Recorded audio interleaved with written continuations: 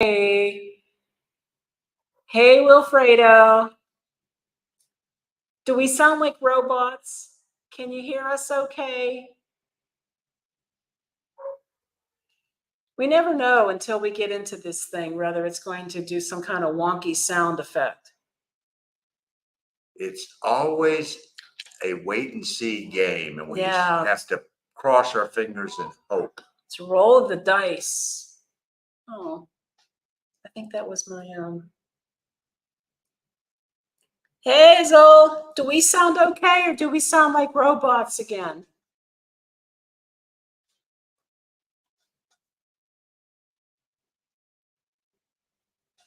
Yay! Oh, we can hear you. Oh, good, good, good. I'm not even sure which. Oh, well, we're on the Brio. Okay, hold on. Hold that thought. Yeah, okay, never mind. It's not even coming up. Wait. Audio. Yeah, so It's on the Brio. I want it on the Yeti. where is the Yeti? Yeti isn't even showing up. So, okay, we'll just stick with the Brio. Slide that thing away. Thing is making me mad. Okay. We're sticking with the Brio. Okay. I hope we're not echoing too badly. Brio's kind of, I actually can pull it a little closer to us since we're going to use the Brio. Okay. There we go. This way. This way. There we go. All is well. Hey, Cindy. Boy, give me vertigo there for a second. I'm so sorry. No, it went in and out of focus trying to figure out where and what who, what. We are here. Yes. We are here. Yes, we'll quit hitting the tape. I'm sorry. Sorry. Hi, guys. Okay, good. I may give up on using my Blue Yeti for a while, which is unfortunate because it seems to run into issues with this live streams business. I don't know why. Yeah, but it seems to sort of do it, then not do it, then do it, then not do it. And I still don't believe it's the mic, though. I think it's the software. I agree. Okay, so here we are. This is our second, going into our third week, right? Yeah, 2.5 weeks now here. 2.5 weeks in Progreso. Yep. Fix your hair, Mark.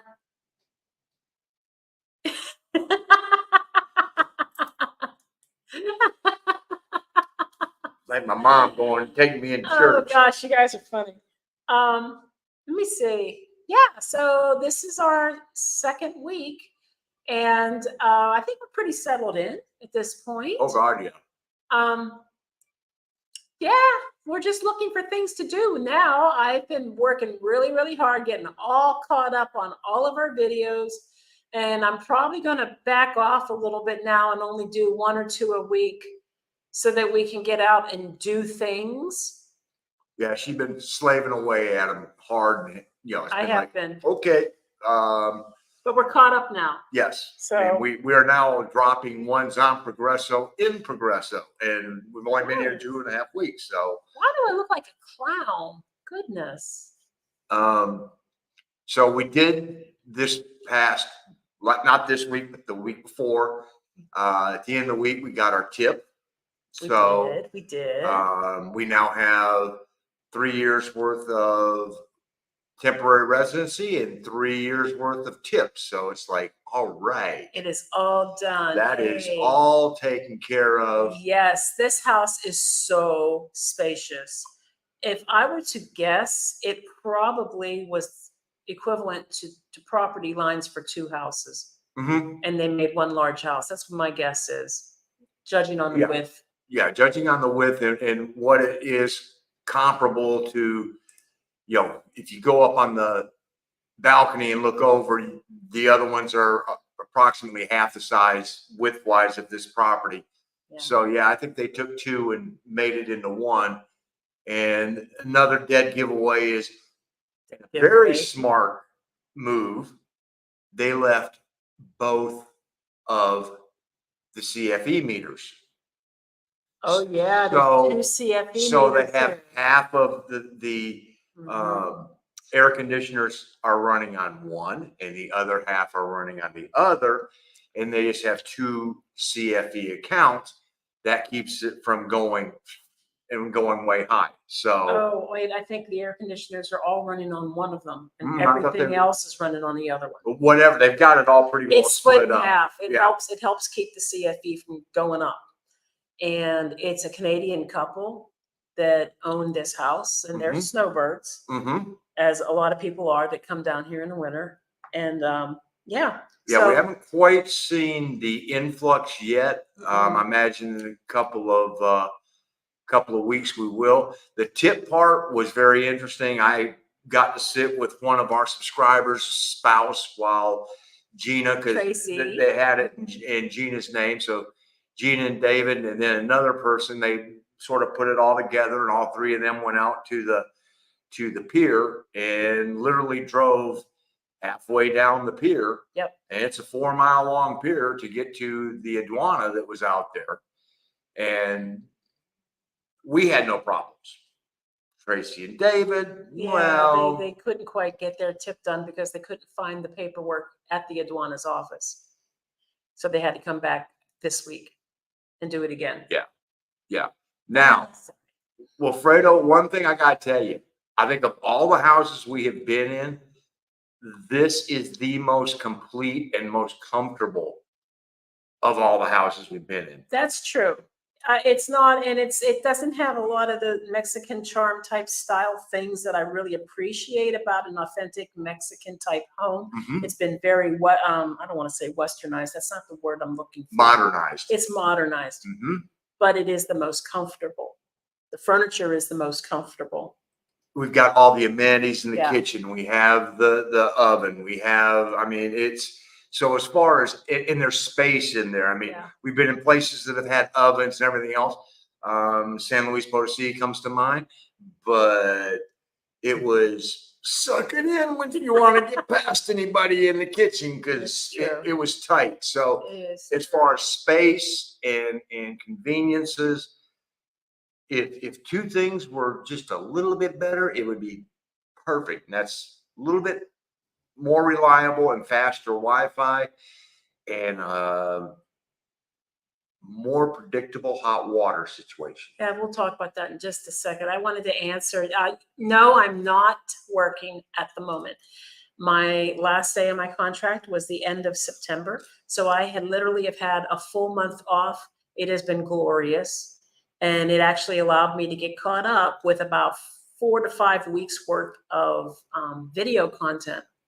So we're actually dropping videos now while we are in the location where we're dropping them from, which is what I really wanted. I didn't want to be here for 2 months and we leave and then we finally get around to dropping videos about Progreso. Yeah, because when Yeah. we leave, it's going to be a 10-day hole in there probably. I mean, Yeah, not really. well, you don't know what the speed for the Wi-Fi is going to be like at the resort. I mean, it may be. Well, that's true, but I can always stick the dish out on the balcony. Well, I'm just pointing out the fact that and I'm not going up to the roof at the resort. No. Because So as far as the work situation goes, I have had some recruiters contacting me, throwing out their net.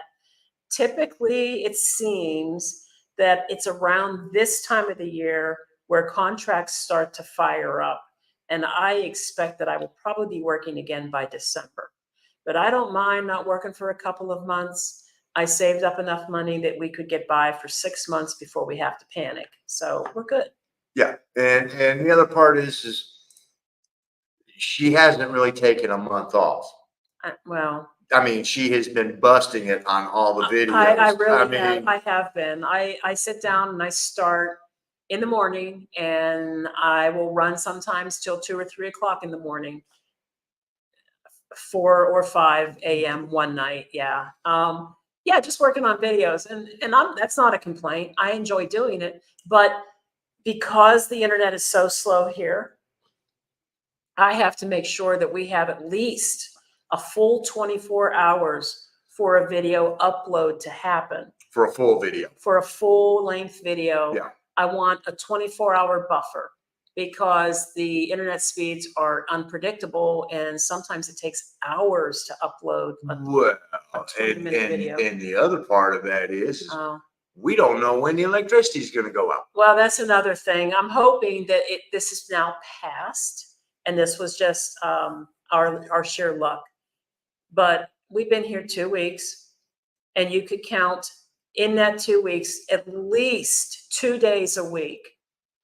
The power is either browning out or fluctuating or completely out.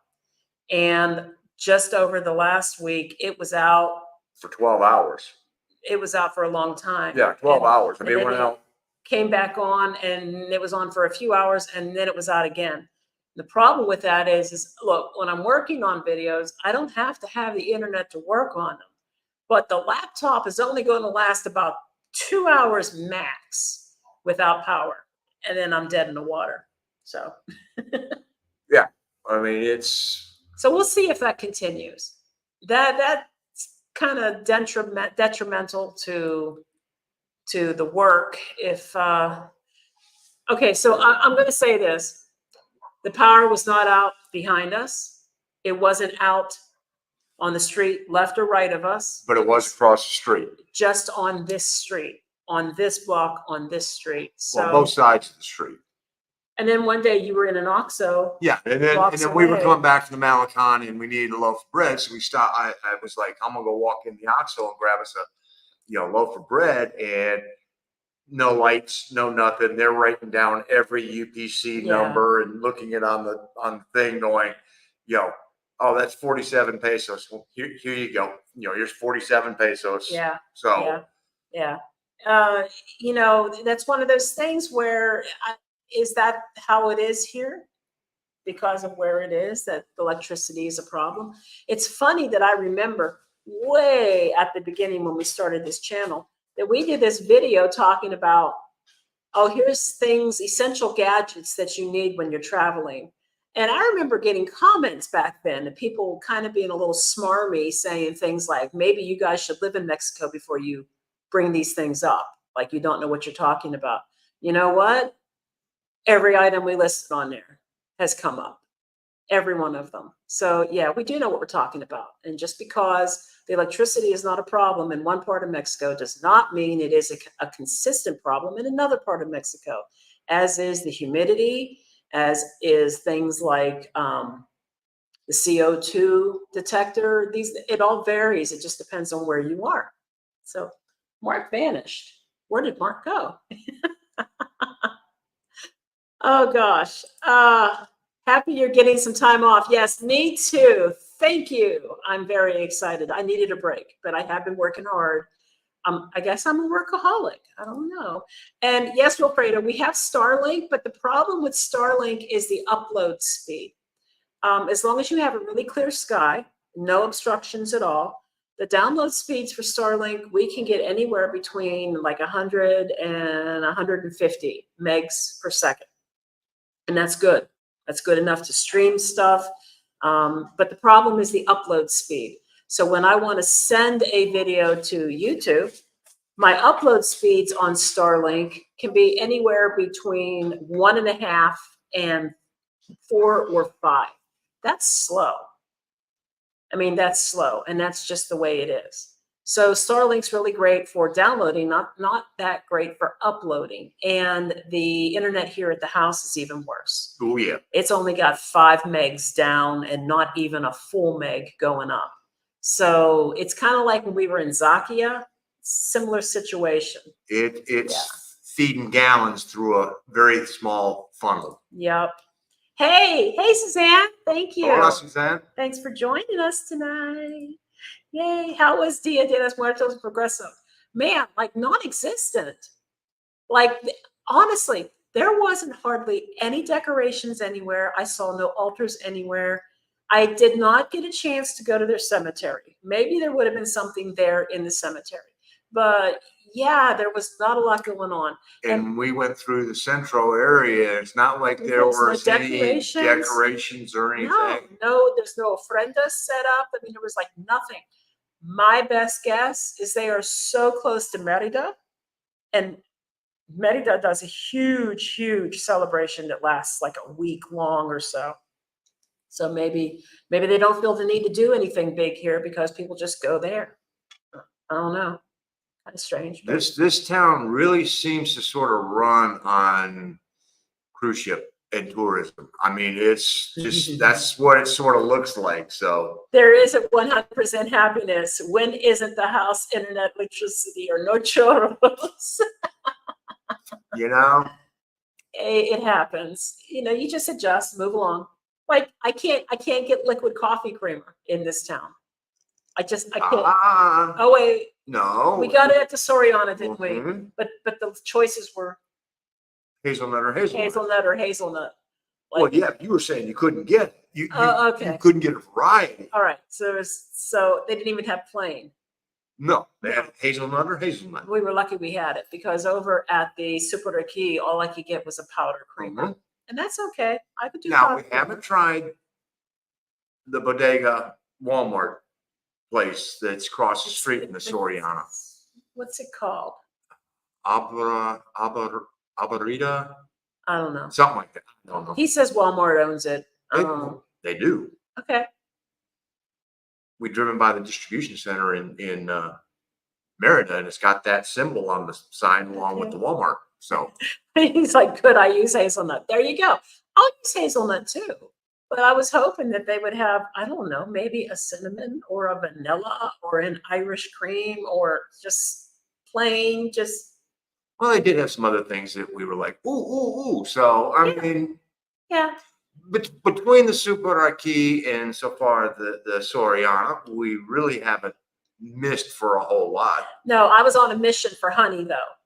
And I didn't want to buy the honey in the store. Typically, honey in a grocery store costs more and it isn't as good. I don't know. But I knew if I went to the Mercado, I would get some good honey. I got a liter of honey for like $3. I think Mm-hmm. it was about $3. It's good. Good Now, honey. the interesting thing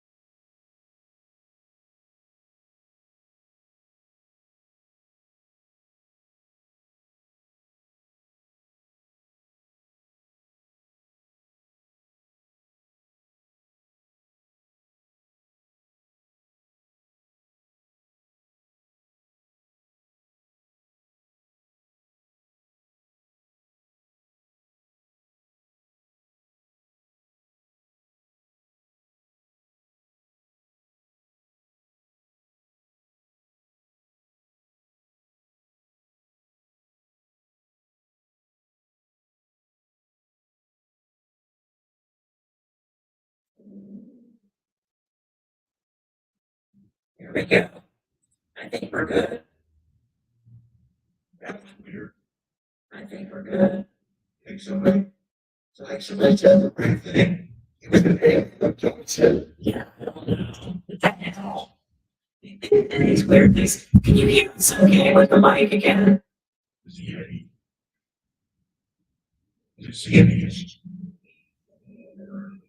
No.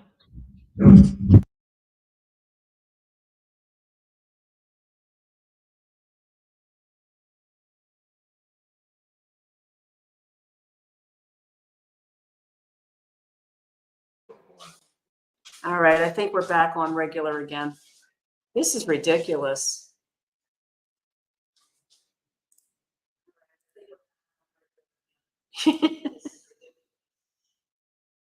Oh my. Guys, I'm so sorry about that. So anyway, what happened was is the entire screen froze up, everything, even the mouse. It wouldn't even let me Control Alt Delete and shut anything down. Just everything froze. Just so crazy. It gave the big finger. It sure did. Okay, so let's see. Let's go back to here. So hey Doug, hi. We did not go back to Merida for the Dia de los Muertos activities. I'm trying to remember what was happening. Oh, we had the I&M thing going on, the tip thing going on. We had an appointment to meet some people, and then we had your hearing aid thing we had to deal with. Twice. Yeah, twice we had to go do that. So no, no, we didn't get to go back. I mean, we were right down the street from it, but it was, that did not turn out well. Yeah. The hearing aid thing finally did, but we drove down there the first time to get it, and her computer decided to give the big finger. Yeah, and you know what? We aren't even going to read that one out loud. No. Alien abduction. I love it. Okay. Did you? Oh, you're asking Cindy. They're asking Cindy. Right. I got it. Okay, so let's see. Do you think you'll be driving back and forth to Merida if you lived in Progreso after the novelty of living in Progreso wore off? Mm-hmm. Yeah, we would be.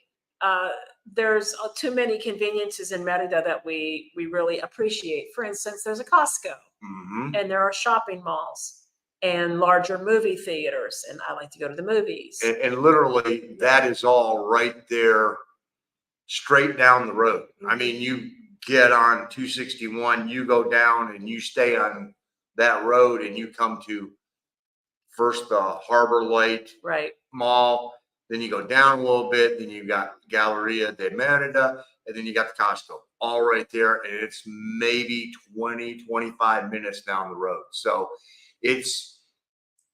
we basically almost made it the equivalent of going, you know what? This is like living in Union County, North Carolina, and we drive into Charlotte. So, and the amount of time it took us, that was very similar. So, yeah, it's not so bad. The commute part's not so bad. Novelty of Progreso. It is still new, but just about every time we go into a new place, it all feels so new, and we get a better idea after we're there for at least a month or two if it's going to meet our needs. And our needs pretty much are affordability and the weather sometimes is something, safety, the walkability. Safety in the Yucatan Peninsula basically is I mean, yes, you can find yourself in the wrong place at the wrong time, and that has occurred. I'm not going to say it doesn't occur, but overall, I mean, especially here in Progreso, I mean, it's pretty much, you roll the streets up at about 9:30. Yeah, it's quiet here. And it's hard to know just yet, David, what we think about that. I don't know how I feel about Progreso yet. Right now, I'm thinking it's quiet and I like it, but we've never been through any kind of big storm here. And we won't. I mean, we're past hurricane we're not, season. right? But there's always the anomaly. We haven't yet seen what it looks like when the snowbirds land. We technically haven't seen what it looks like yet when the cruise ships are in port. So, I mean, a lot of these things might turn us off. Yeah, because the last time the cruise ship was in port, we were going to go down to sea, and it was a windy, rainy, yucky day, and we just went, nah.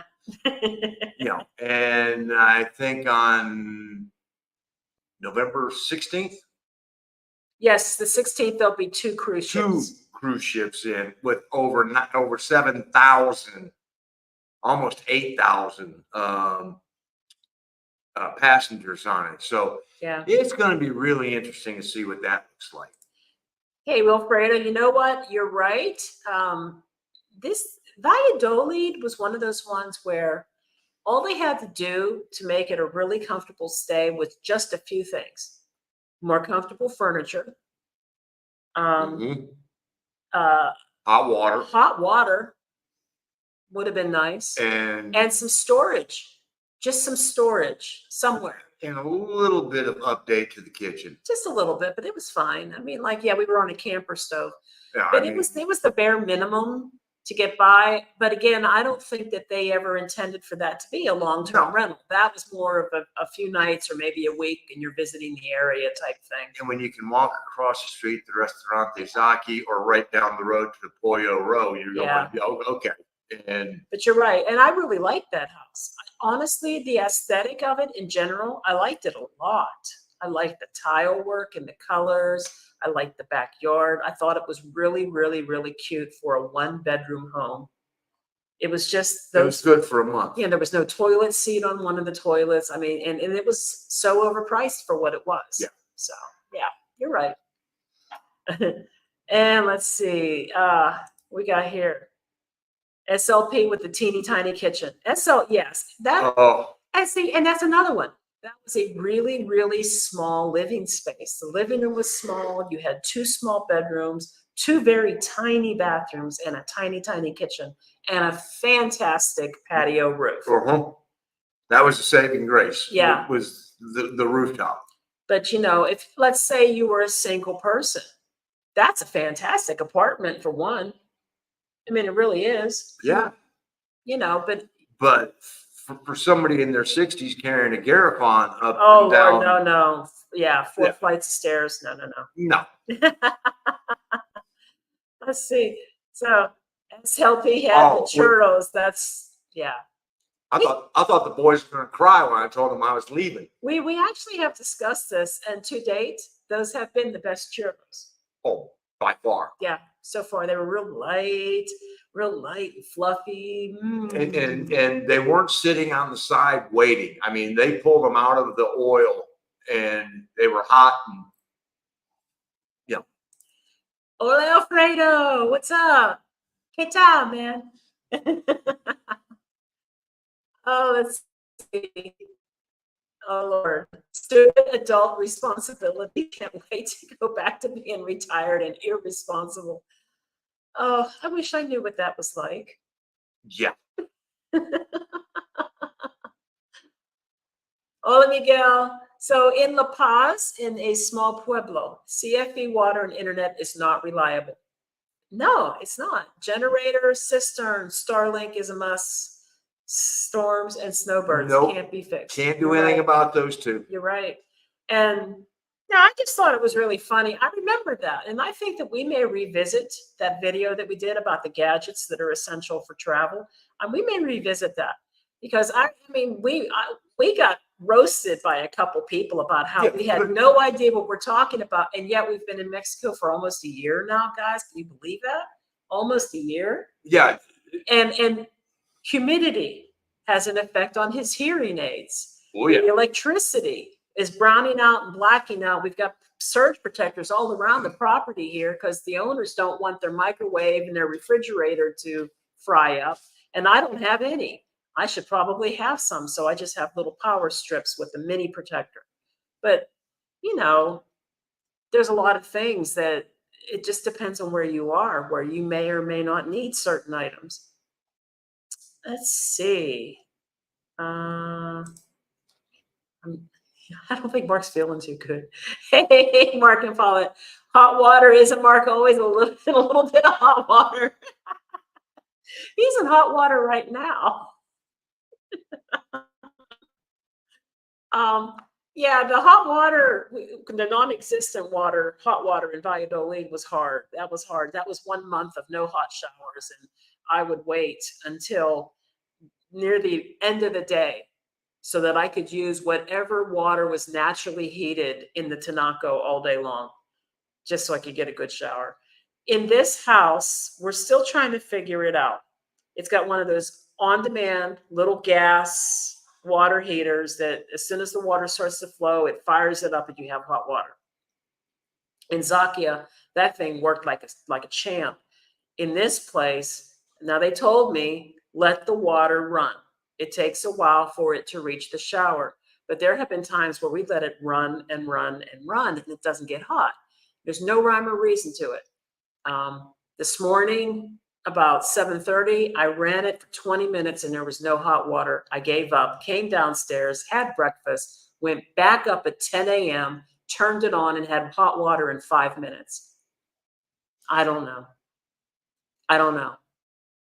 Maybe, I mean, I do know that this place has a cistern as well as the Tinaco, and that you can switch between the city water and the cistern.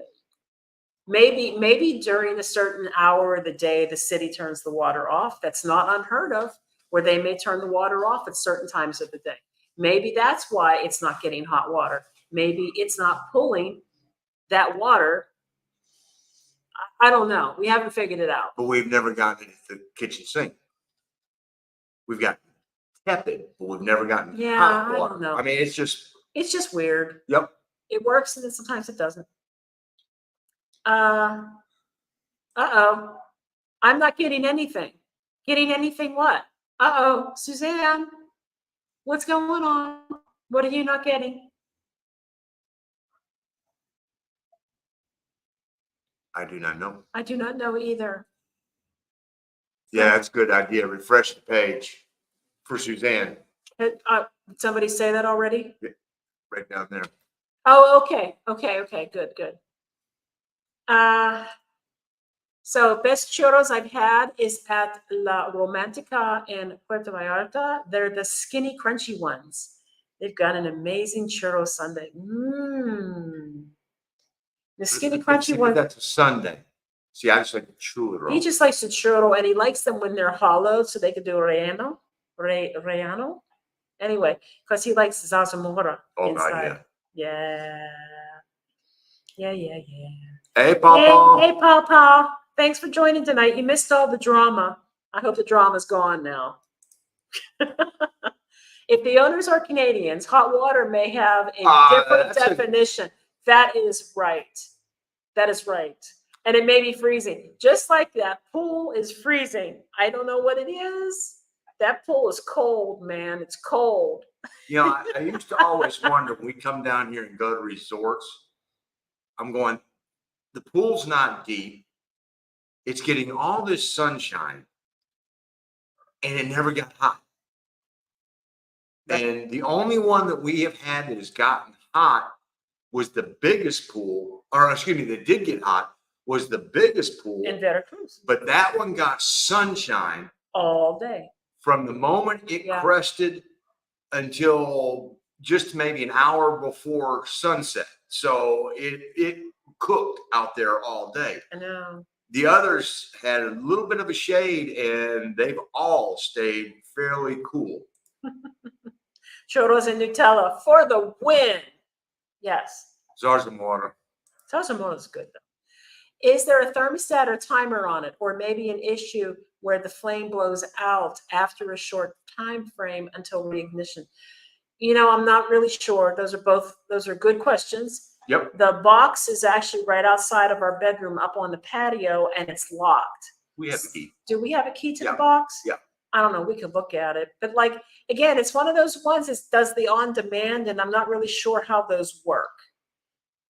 Well, it doesn't work like the one in Zakia. The one in Zakia, that thing, you turned it on and 30 seconds later you had hot water. Right. But, you know, but they did warn us it takes a while. I just don't know why there's certain times of the day where it just never happens. Normally when I'm trying to take a shower. It's another one. Doug, the hot water heater may not be lighting. It will probably roar when it fires up. You could probably light it manually. I believe you. Just got to figure out how to do that because it's one of these, like, again, it's one we're not used to using. Yeah, we used to have to. We're used to having a water boiler, and these on-demand ones, it's only the second time we've ever seen them. And this is different than the first one we saw. Yeah, but good point. Oh, no, what? I got all messed up on YouTube. I'm back. Suzanne, it wasn't you. I promise. No, we started all this. It was us. My laptop completely froze up.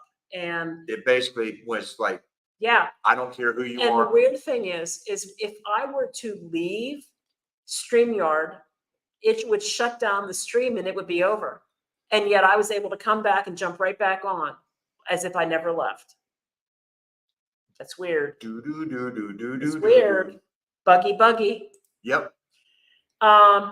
We on-demand water heaters when I lived in Chile years ago. Chile, all right. They were supposed to use a pilot light, but we usually had to light with a match. Okay.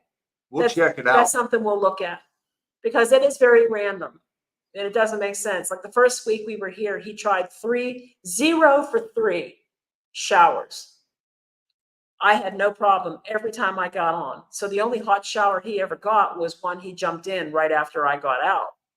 Right? Yeah. Yeah. Okay. I thought he's making like these weird faces. Like, where are you going with your eyebrows there, sir? I am water heater. Hear me roar. All right, I'm ready. Oh, Lord. Move to, yes, I saw that. They moved to Mexico City. I'm a little surprised, a little bit, but I haven't had a chance to catch up on their videos. They must have found something that was suiting their needs.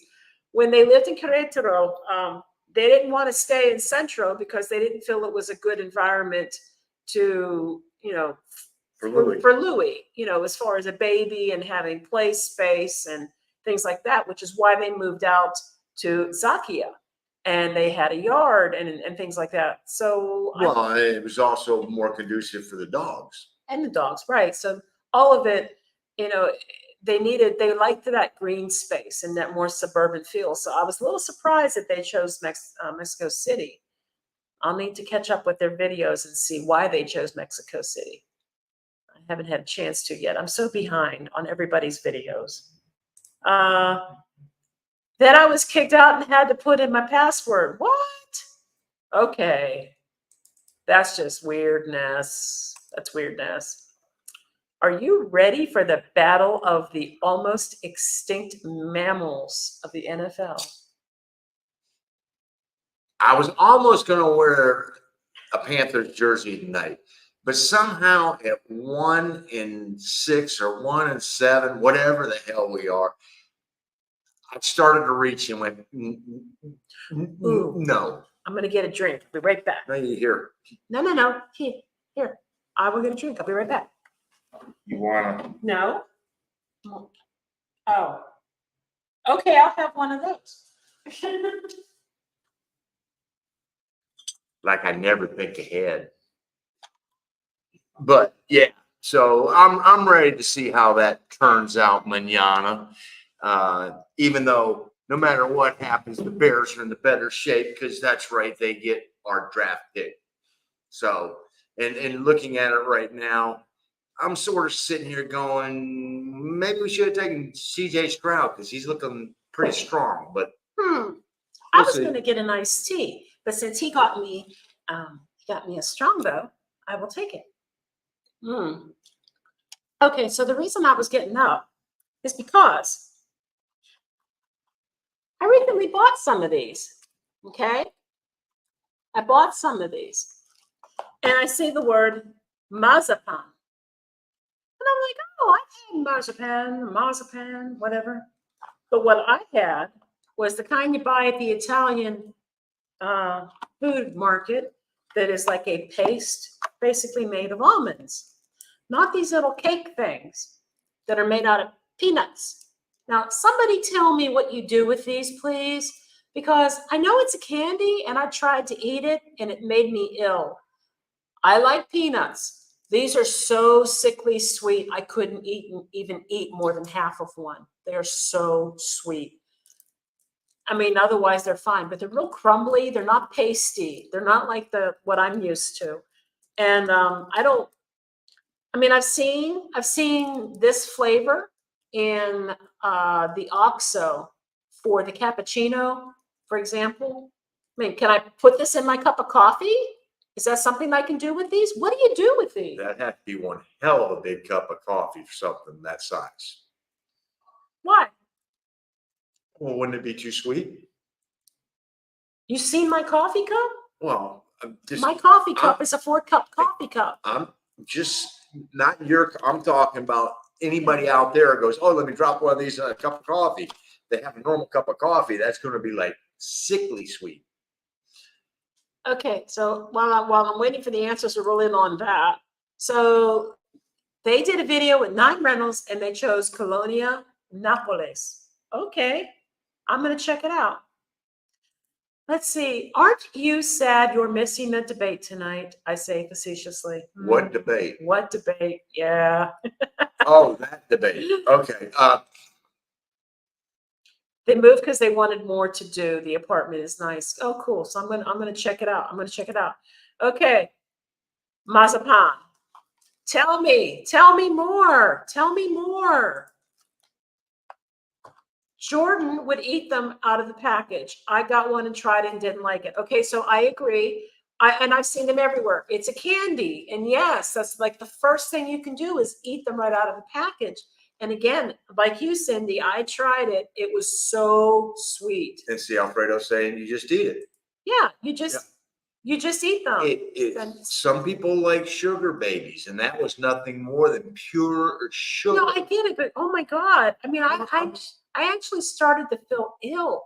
Like you don't process sugar well. I mean, but the flavor was fine. And okay, so the other surprise is the fact that it's peanuts and not what I was thinking, which is the almond paste. But it's fine. I just wondering what else I could do with it. You eat it, then immediately make a DDS appointment.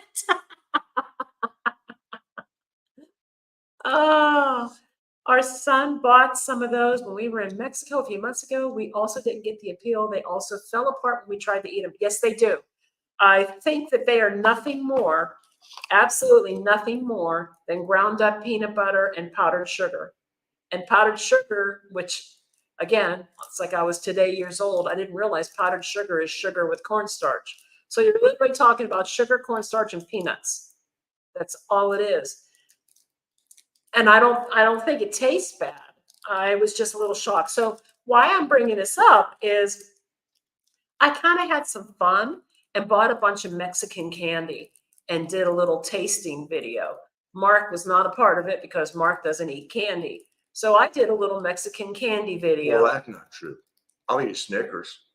I said Mexican candy. Well, Snickers are every place you go in Mexico. So I wouldn't say that's not, All right. Let's see. We would share one between many as a post meal to avoid food coma. Oh, okay. I could see that happening. Give me the food coma. I do food coma well. Really well. Yes, Suzanne. So yeah. So I bought, let me think about it. I bought a package of something that looked like Twizzlers, but it wasn't Twizzlers. No, it looked like red licorice. I mean, it looked like a pack of Twizzlers, but it wasn't that flavor. It wasn't a strawberry, it wasn't a cherry. I don't know what it was. And then I bought these, and I bought some gummy bears that were enchilada flavored or something. You must have 8, 9, 10 different types of candy in there. So yeah, and I just tried a little bit from each one. I tried some kind of wafer cookie thing, and yeah, so that'll be coming your way soon. Gina having a coma. Buenas noches, Benito. ¿Qué tal? See. How is the plumbing in Progreso? Does the toilet flush? Yeah, actually it does. And here's a plus. I don't smell sewage. And we don't have to cover the drains in the showers to avoid No, smelling sewage. we haven't. And interestingly, we did have to do that in Merida, but we have not yet had to do that here. Yeah. Um, In fact, we have pretty much had to do it in every place we have stayed. We have had to cover the drain holes. Now, Yeah. we have Not not here. yet been here when we've had a torrential rain here in the house. That's true. We But- were in Progreso for the day, and when it rains here, you know, you're at sea level. There's nowhere for it to go, and the streets become flooded quickly. Quickly, I mean, very quickly. quickly. But And we haven't lived here yet to see what that looks like we on our haven't front hadn't door. occurred yet when we've been in the house. So, Right. and that's probably part of the reason that the sidewalks are up as high as they are. Yep. Because of that. Yep. And but so we haven't seen that yet. So yeah, the toilets flush really well. I was surprised, and there's no backup stench coming out of the drains anywhere. So that's really nice too. Even though I try. Thank you. Yeah. Thank you for that. No problem. Yeah. Have you cooked much in your cucina? Just typical basic things. Eggs. We made brownies.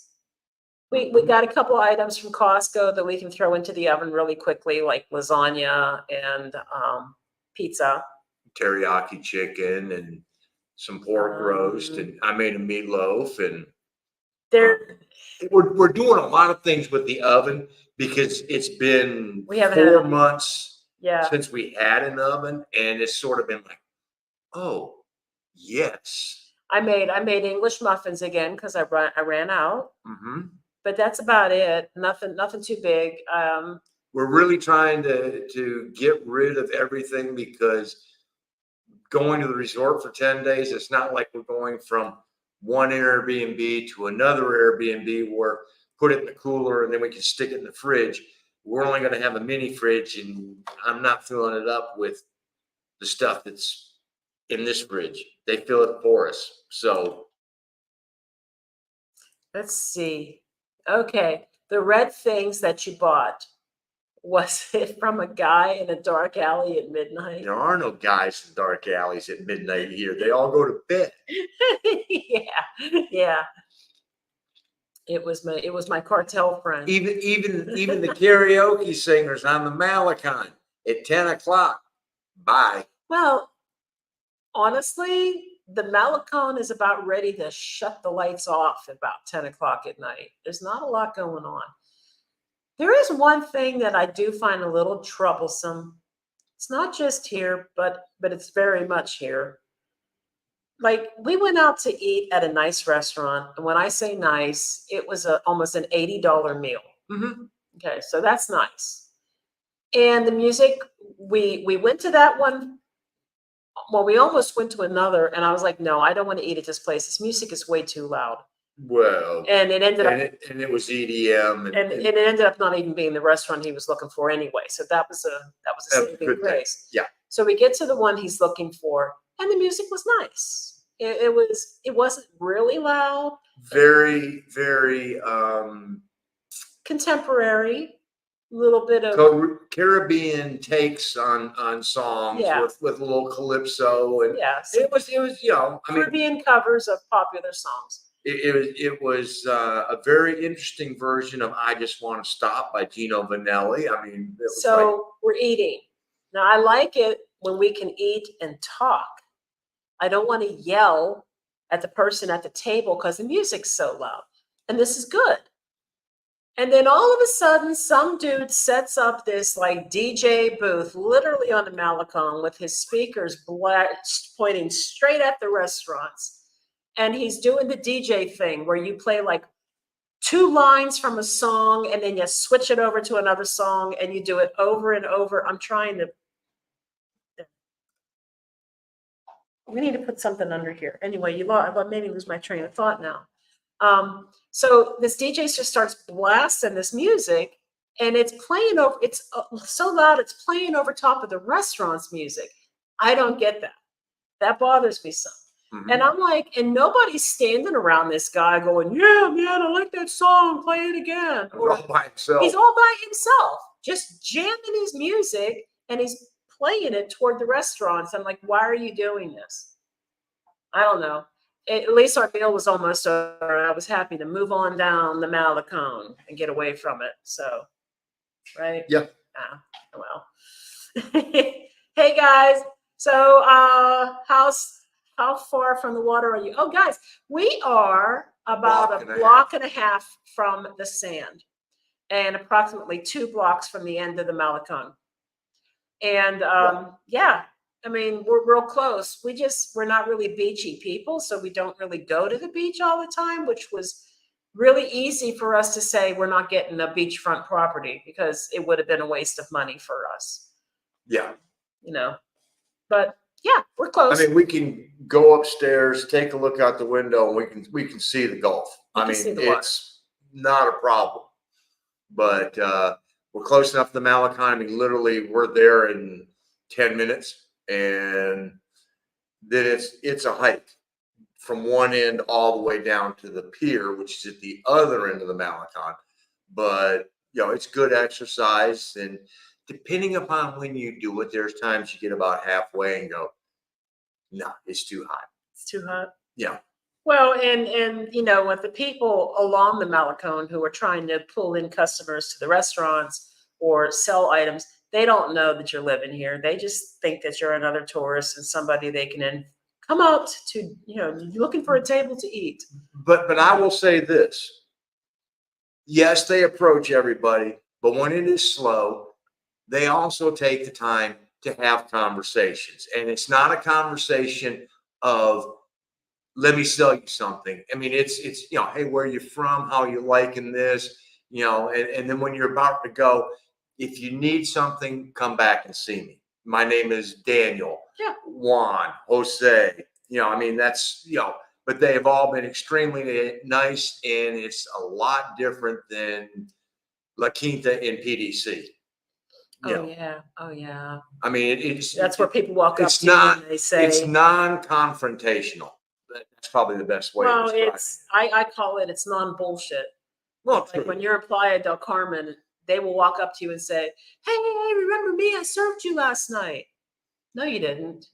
First of all, where I ate last night didn't have, I ate at a food cart. You didn't serve me last night. Papacito, I got Habanos. Yes, no. First of all, they're not Cohibas. They're something that has a Cohiba wrapper stuck on it. And second of all, I'm not paying that price. So yeah, but they are very aggressive in Playa del Carmen. And I have no problem returning that aggression by just going. He does. He actually can get to the point of being rude. Now, me, yeah, but me, it's rude. It's directly in proportion to what I get. I know. And me, on the other hand, I feel so bad saying no all the time. I feel like I have to at least listen to them. But then once you listen to them, they don't stop.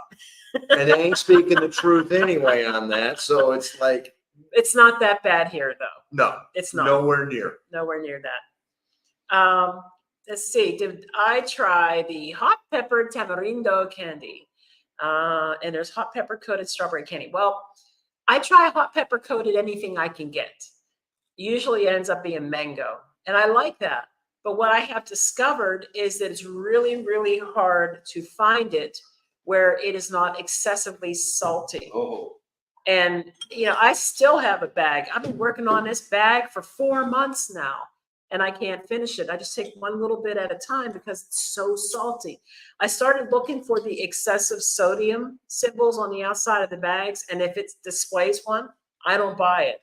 But this bag that I bought had all the symbols except for the sodium one, and it's still too salty. So that tells you when it says excessive sodium, it's really salty. So I like it. I do like the spicy, hot, fruity type candies. Like, I don't know what they're made out of.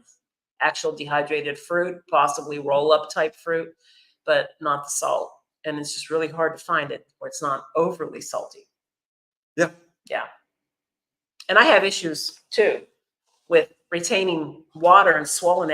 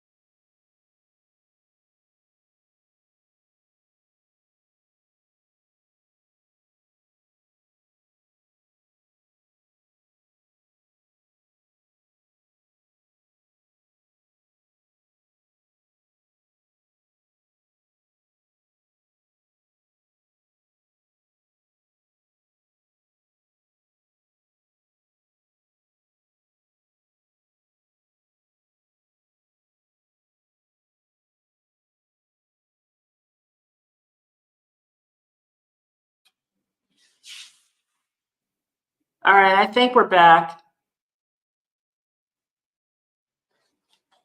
Hey, hey. Please let me know if we're back. I think we're back. Yeah, the funny thing is I have this on right now and I don't have anything else running. And I think this software is buggy. I'm not sure what the issue is right now. I don't get it. I'm looking right now at my CPU usage and everything's fine. Everything is less than 15%. So that tells me something's going on with this website, man. Let's get Mark back in the picture here. Or me. There we go. There we go. Hey. Okay, so hey, all right. Thank you so much. Thank you so much. That was very appreciated. Unnecessary, but appreciated. Have we connected or had lunch with other YouTube expats like Jordan or just, yes, we have. We have Mark and Paulette. We have met up with Mark and Paulette. And let me see. I think they might be the only YouTubers.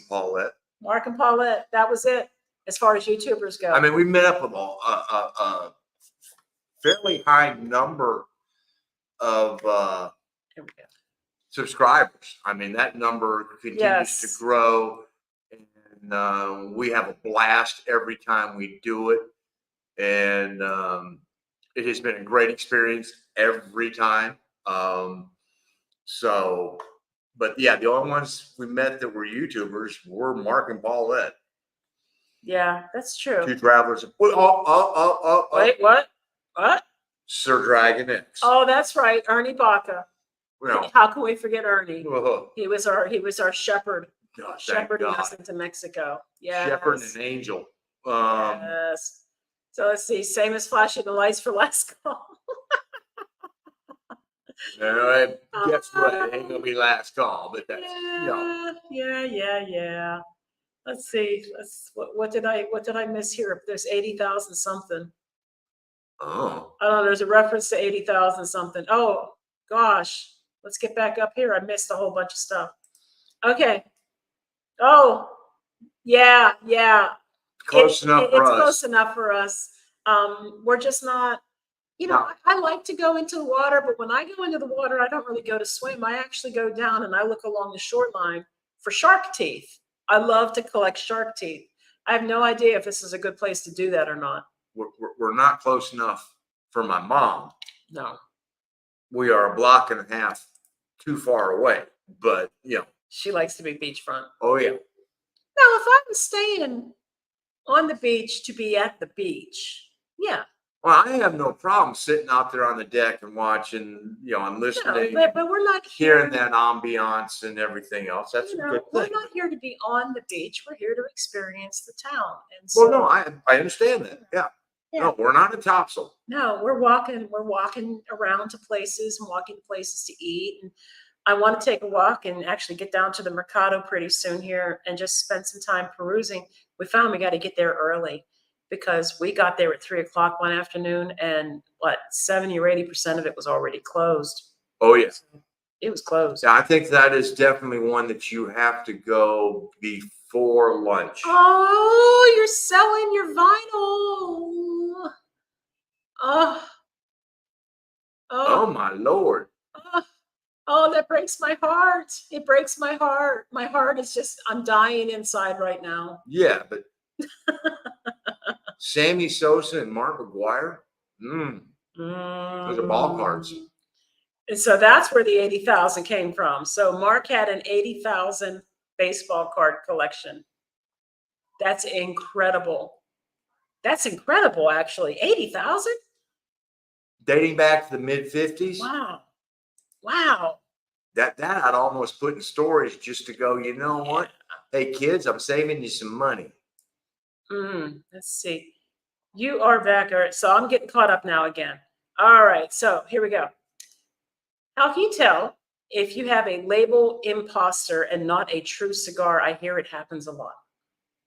There are certain things that, like on the Cohiba, there is a hologram. If it's a true Cohiba, it has a hologram on it.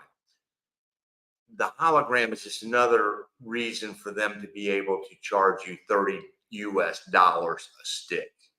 I have had some outstanding Cuban cigars, and I've had some that were, and these are authentic Cubans, but some that are really, really harsh and strong. The best way of being able to tell, I don't even worry so much about whether it's a label imposter or if it's a good cigar. A cheap cigar, when you go and if you try and squeeze it, it should have give. It should have pliability and everything else, because tobacco is still fresh, that you're able to have it be a little malleable. If it feels like you're holding a dowel rod, you don't want to smoke it. It's a stick. Yeah. then it's a true other definition of a stick and not just a cigar. But imposter wise, the Cohibas are about the only ones that do have that hologram that I'm aware of. And like if you're trying to get a Arturo Fuente, Patagones, Romeo y Julieta, it's hard because the counterfeiters make a band that you really cannot tell the difference. And so the best thing I go for is, what's the quality of the tobacco? If I can get a whiff of it and it has some malleability, well, at least it's going to be a smoke that I can get through without it falling apart. Because one that's dried out and everything else, that's a miserable smoke. That's just like, if you're spending 10 or 12, 15, $20 a stick, that'll make you sick. That you spent that much on a cigar that's unsmokable. And with that, as I see that Wilfredo has like 200 wax LPs, I suddenly don't feel so bad having 1,400. He has 1,000 baseball cards and 200 wax. I know. Whoa. I'm talking about your cigars and how much they cost a stick. What does that got to do with that, Tom? It doesn't. Oh, okay. I was trying to put the two together. I'm merging the things together. Oh, okay. All right. He's talking about LPs. I have a huge collection. You're talking about cigars that cost $30 a stick. I suddenly don't feel so bad having 1,400 vinyl records. Well, okay. At least when I play my records, they're still there. I get that. I just didn't put it all together. It was sort of a little slow on the uptake tonight. Okay. Oh, am I collecting shark teeth in case you need dental implants later? I got one. No, he got one, and it only cost us a small fortune. Oh my God! It cost the equivalent of an entire resort vacation to get that one implant. It only took what, 4 years? And it wasn't quite 4 years. 3 years, whatever. But it took a while. And yeah, the shark teeth. I like to collect. I don't know if you guys have ever done this before, but I do the fossilized shark teeth. They typically are really shiny, black and or brown. They're basically mineralized, and they're really old shark teeth because sharks lose their teeth constantly, and these are fossilized shark teeth. And North Carolina coastline is loaded with shark teeth. People find megalodon teeth on those beaches. I never have. And the biggest shark tooth I ever found was about that big, which is still pretty big. And part of the reason is the proximity at the beach that we go to the Gulf Stream. And having that Gulf Stream run up the eastern seaboard right there, then it juts out, and the proximity brings in a lot of that into. Yeah, I mean, and so certain beaches are better than others, and all depends upon what you got driving them in there. But I did research, and I can't find a single beach in Mexico that boasts about having shark teeth. May not be that important. Maybe people don't do that here. Or maybe they just don't even have them. I don't know. But I noticed that there is a huge seashell strand that just gets washed up on the beaches here in Progreso. Well, between the beginning and the end of the chocolate pier, Yeah. and there's a section of beach that really is inaccessible unless you just want to climb over and jump down there. But that part really has a tremendous amount of shell bed buildup Yeah. right there, just because it doesn't get any traffic to disturb it. And so it just, and I can only imagine what's underneath the pier, because part of it also, the water ends up running underneath the pier. So I'm sure there's a whole bunch of shells underneath. I mean, there's lots of shells. I just don't know if the teeth are there. Usually the bigger teeth are going to be found with the bigger shells. So it's worth looking. I haven't had a chance to do that yet. Don't know. I'll walk down there one day. He won't have any interest in it, but I'll walk down there one day and I'll do some digging around. Go find me some sharp teeth. Ever some Ade Nobile. Have you heard of that one? Cigar. How do you know it's a cigar? A real stick. That could be a real stick. I don't know. I mean, if it's a cigar, Noblili, no, I've never heard of it. Mm. And I'm fairly well versed in the cigars, because I've been inside some great humidors as far as quantity of brands and everything. I mean, you go into JR Cigars and you could literally spend 2 hours walking around just seeing It's true. all the different cigars that they have. Not to mention the aroma. See, so that he corrected us, ever smoke a Nobile. Nope. Nope. Okay. How's your new neighbors? Well, let's see. The neighbors across the street are very quiet and they kind of keep to themselves. Although I do see them sitting outside sometimes, and I've said hello. The neighbors to the left of us have a cute little dog or two. And I think they have a little child, maybe as well.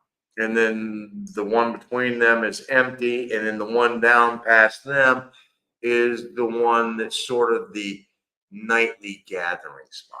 Oh, yes, there is a nightly gathering spot. I mean, it's a small group of about 5 or 6. They sit outside. And they'll park, and then Yep. they'll pull up buckets and chairs and whatever, and they'll sit out there. Yep. And they'll talk and they'll laugh and they'll have a good time. And it's not like they're disturbing anybody, and it's not going on till late in the night. They're a little loud, a little noisy, not in a disturbing kind of way, No. until about maybe 10. I think it went to 11 one night. No big thing. Yeah, and I gotta say, one of the things about Mexican construction of houses, you don't hear anything through these concrete walls. I mean, Outside, but not inside. yeah, I mean, it's, I can walk upstairs, or Gina can walk upstairs, and if the other is downstairs, you're not hearing it. I'll tell you in a minute. Hey, hola, Lisa. Old man Italian. Old man Italian, love it. Let's see. Who's that behind you? That's Margie. That's Margie. Oh, gosh. And then and over there is Baby Yoda. And then in the back corner is Bandit. And then Bandit, our dog. Yeah. They're over to the other side of us. There's 2 dogs that are pretty yippy barky. But that's the only real noise that there is around there's here. A lot of barking dogs here, but and for most of the time it's pretty good. But every once in a while, if you ever watched 101 Dalmatians and they've got the telegraph line or whatever the hell they call it, they all get going and answering each other and everything else. And it's just they once they start, it's comical. It's 30 minutes to an hour. They're just going to keep going and back and forth, having this conversation, and then eventually but but they don't really bother us. I think that we're to the point now where we've acclimated to the noises, and they're present, but they don't bother us. I mean, there's two dogs barking right now. They don't bother us. So I guess that's it. And of course we've got people going by constantly selling things. Okay, here's something. 2 times now I've had this elderly woman ring the doorbell. She's panhandling. She's got her cup and she rang the doorbell. Now, the first time I saw her, I didn't have any change. The smallest thing I had was a 50 peso bill. So I just gave her a 50 peso bill. I was like, yeah, it's a good deed for the day. She came back today. Gee, wonder why. She's going to come back probably multiple times, who knows. But that's the first time I've seen that happen, where somebody actually would come to your house and knock on your door or ring your doorbell asking for money. I mean, it wouldn't have happened in Zakia or San Miguel or San Luis because they couldn't get to us. But that's true. But so the first place that it wouldn't have happened in El Tejar because they couldn't get past the compound wall. Well, that's true too. So, I mean, really, the only three places that it could occur would have been Valladolid, Merida, or here. And the doorbell didn't work in Merida. So, and I don't know if there was a doorbell in Valladolid. So this is the first place we've had a doorbell and street access. Just pointing that out. That's true. One other thing that has occurred is putting the trash out. Twice now, we've had people just open up our bag and go through the trash.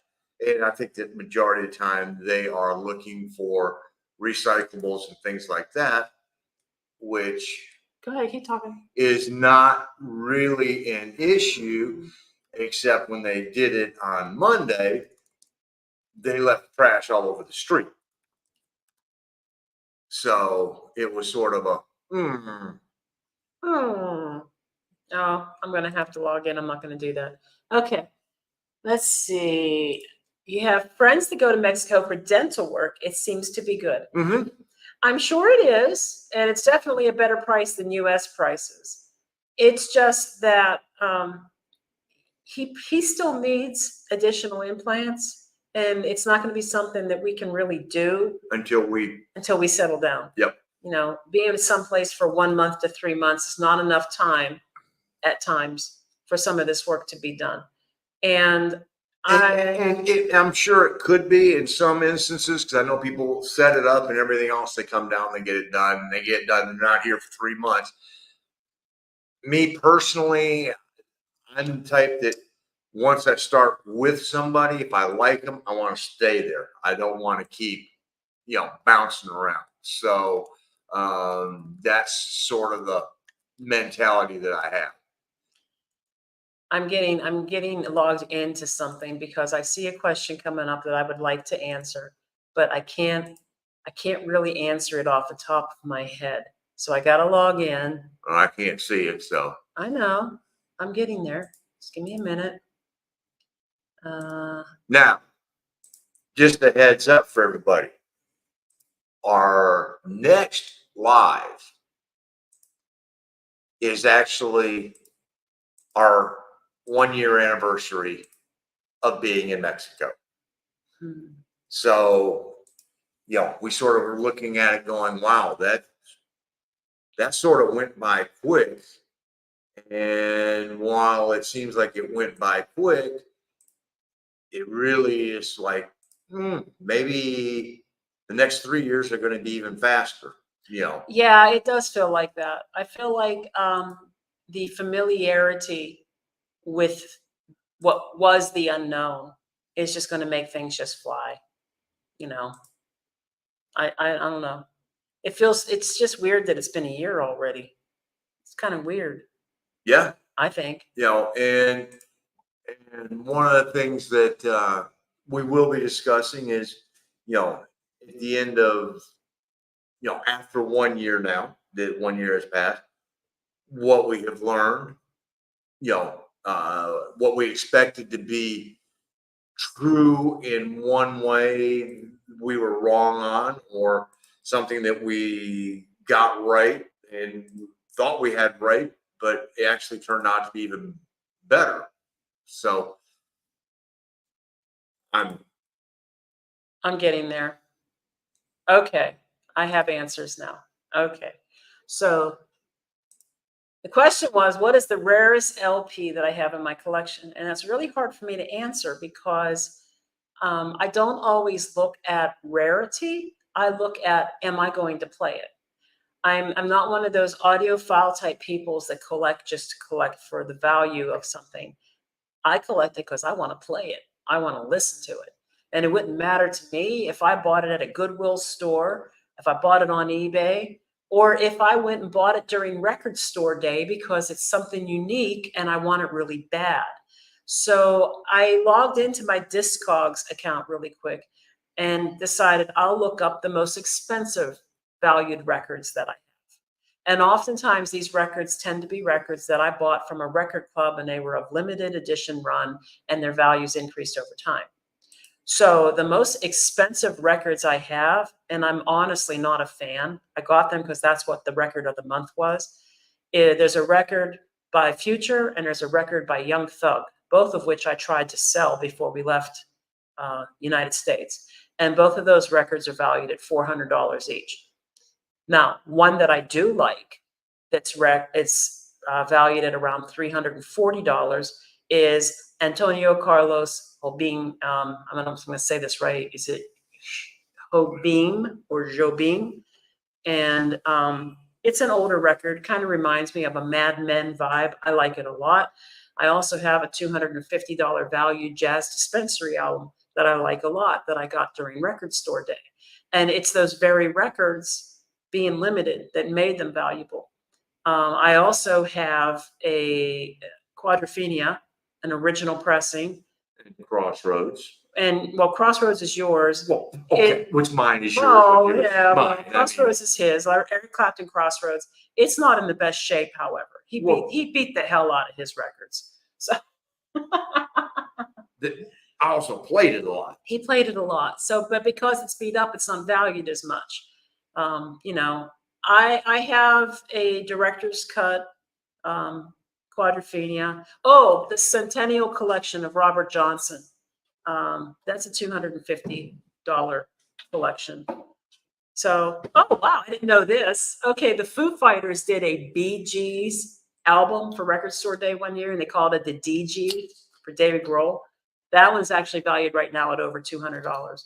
So, it's what people and what's the value really? It's worth whatever people I know the real answer want to pay. Question. It's whatever people want to pay, and that's not why I have it. So, I know the real answer. What is that? Rare earth. I guess so. That'd be the rarest of them all. I guess it would. I mean, Paulette had a neighbor knock on her door for money. Okay, so that happens. All right. I don't mind. Look, it's an elderly woman. And we know that ageism is very real here in Mexico. And if this woman needs some money to buy some food or something, I'm going to give her some money. I don't mind that. It's just I've never had that happen before, where she literally will ring the doorbell and she looks to see if I'm coming and she stands out there. In Merida, we did have the one guy who was trying to sell the trinkets for Comida Potter. But he was selling. I know. But yeah. And I just gave him money. I didn't want his trinkets. I just gave him some money. My turntable is an Audio Technica. Basically, it's kind of like a clone copy of Techniques back in the day. But it's Alfredo should be talking to Henry. Oh, Henry, our friend Henry. Our friend Henry, who's got like a $2,000 turntable and $4,000 speakers, and yeah. The man is married to his audio gear because he's not married any other way. So it's like, what I would spend on a wife, I spend on my audio gear. So we've had people ring our doorbell looking for a handout. Okay. So here's the question though, guys. Do you guys pay it?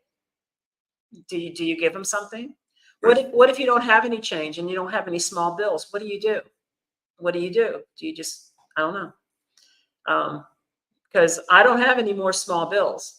And I'm now to the point of handing her, money from the coin cup in the And car. we need the coin cup. Yeah. So That coin cup saved our bacon one time.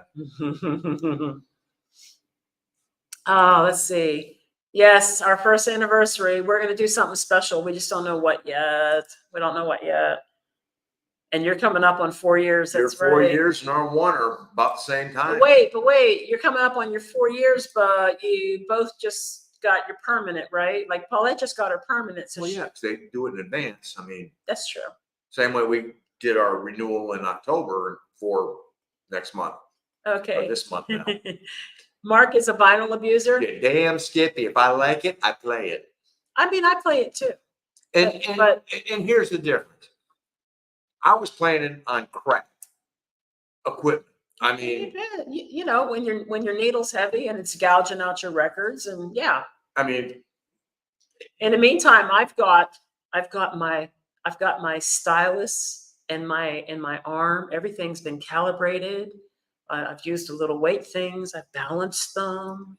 I used to put the penny on top of the stylus because it would skip. So Yeah. I mean, yeah, I did that when I was a kid.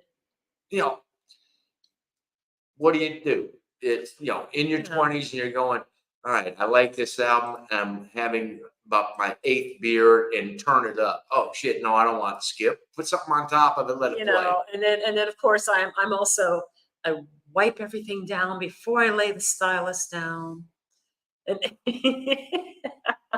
I wanted to get one of the sonic cleaners so I could clean thoroughly, but I have I've done the mix and the clean. I got little brushes that I clean the grooves out with, and vacuum all the liquid off of them. Yeah.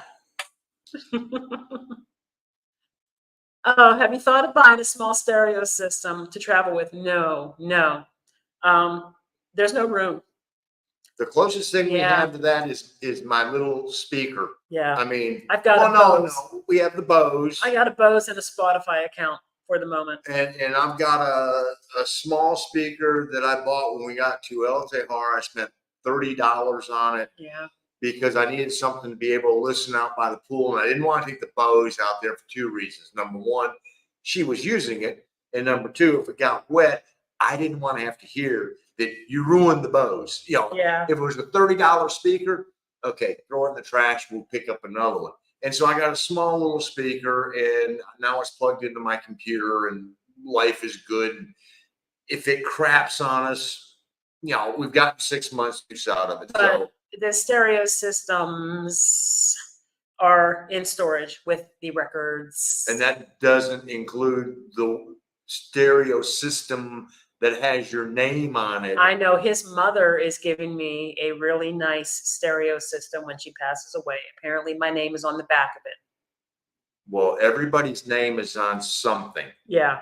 So I get the stereo. When my mom finally goes, all we have to do is move something and look for the sticker, because everything is labeled as to who's getting what. But I have a fully restored pre-1970s stereo floor console, which is my baby. It only costs $100 to have a guy recap the whole thing. It's beautiful. It's glorious. And it reminds me of being a little kid and sitting on the floor in front of the record player and listening to records. So I like it a lot. I have that. It's probably not the best for a record as far as the pressure that's being applied on the grooves and everything. But my Audio Technica is calibrated really well. And that's my primary setup. But of course, all of that is in storage at the moment. So. And I don't know what the stereo that I'm getting from her is going to be like. I have no idea how well it plays. She doesn't use it. It's Pioneer. Yeah, I mean, she doesn't use it, and it hasn't been used. Or Kenwood. No, it's not Kenwood. I think you're right. I think it is Pioneer. And it hasn't been used in a long time, so it's just sitting there waiting for me. No, because they got divorced in 1990. This was a dad purchase because it looked good. It looked good. Let's see. We don't have curtains or blinds at the back door or the window in the background. I keep checking to see. It's the old lady. Actually, that window back there goes out to the carport, and then the gate is on the other side of the car. So, but yeah, when she was standing at the door, she could see, looking in, she could see if anybody was going to answer the door. If anybody really wants to, when it's pool time, if they want to stand there at the gate and look all the way through the house, they could see the pool and all the glory that's going into the pool. But that's, Notice he called it all the glory.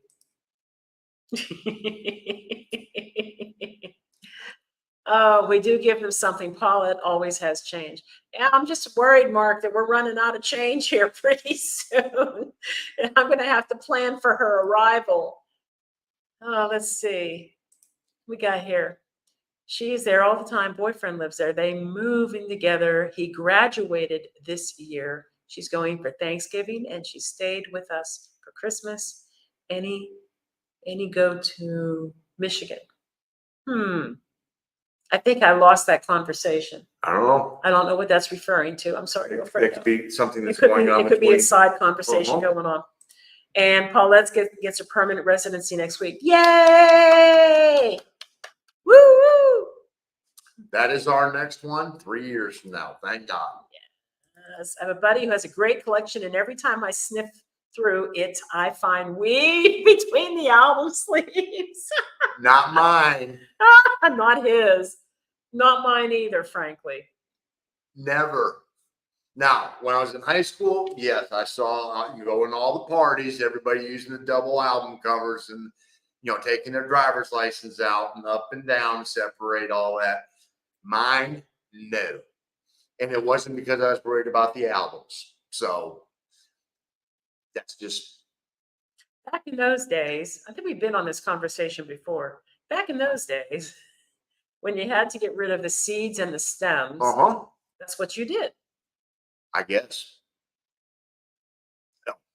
Oh, my dad used to do that too. I remember that. Oh God, not mine. Well, no, I know, not yours. Good. I miss albums. Yes, I still call them albums, not vinyl. They just Suzanne, if you're interested, if you're a Van Halen fan, they just got done redoing 5150 and OU 812 and putting them on vinyl. And in an interview, Sammy says it is the way that it couldn't be done in the 80s, but the way that it should have been done. But the technology has now reached a point that it is the way that they heard it in the studio. There you go. And another one that just recently got redone,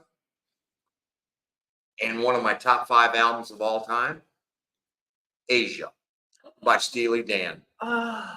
Just got a totally new remaster version of it. And yeah, I know. I knew as soon as I said that, you'd be going, because it is one of the top 5. Because I have every single Steely Dan studio album ever released. And this is by far their opus. Oh, man. I wonder how different it really sounds, though. Somebody did a review of it and went, oh, my God. But I'm just. Yeah. So. I have a friend. I used to do all the record store day events. I would go out the night before, literally camp my butt in front of the door and wait for my guy, Jimmy, to come at 7 a.m. and open up that store. And most of the time, I would be first in line, which meant that he would let me in the store for a full 5 minutes before anybody else to shop and buy whatever it was I wanted. That was your benefit of being first in line. And if you're there to get a very limited edition release, the stores can ask for delivery of those limited edition releases, but they don't always get them. And sometimes they only get 1 or 2 copies. So you're first in line, you get whatever you want if he's got it. And I used to do that. I miss that. It's been a year, and I've missed 3 record store day events in that year. Of course, she's also been known to call Jimmy and go, Jimmy, I can't make it. Can you set aside? And that always seemed to got taken care of. Not Jim, always. Not there always. were very few things that you missed out on that Jimmy didn't get you taken care of. Jimmy was my boy. I know. But Always wondered I about have Jimmy. a friend. No, See, I think should be going down and having a discussion with Jimmy. no discussions with Jimmy. I have a friend, Jason, who he he never fails to ask me on Facebook, is there anything you want me to grab? Because he still goes, obviously, and I'm not there. And I'm like, oh, I wish I could. What am I going to do? I'm not going to have albums down here until we're ready to finally permanently move. And so what? I'm going to have somebody hold them for me for 3 years? No. I dare you to ask your sister-in-law to go put them in the storage unit. I'd love to hear that conversation. No, we're not doing this. Oh, okay. We're not doing this. There's 3 coming out on for the Black Friday sale that I want. There's 3 I want. Well, see, that's one of the ones that's on Asia. Black Friday. No, yeah, but I'm just back to Asia. back to Asia. Okay. He's got a one-track mind. That's why she loves me. Oh, goodness. Let's see. Yes, we love Asia too, for sure. No, not that Asia. AJA by AJA, Steely Steely Dan. Dan. It's an album by Steely Dan. Yes. Asia, she likes Asia as well. Asia, Yeah. you and me, but Yeah, but Steely Dan, Asia album, AJA, and that cover was done by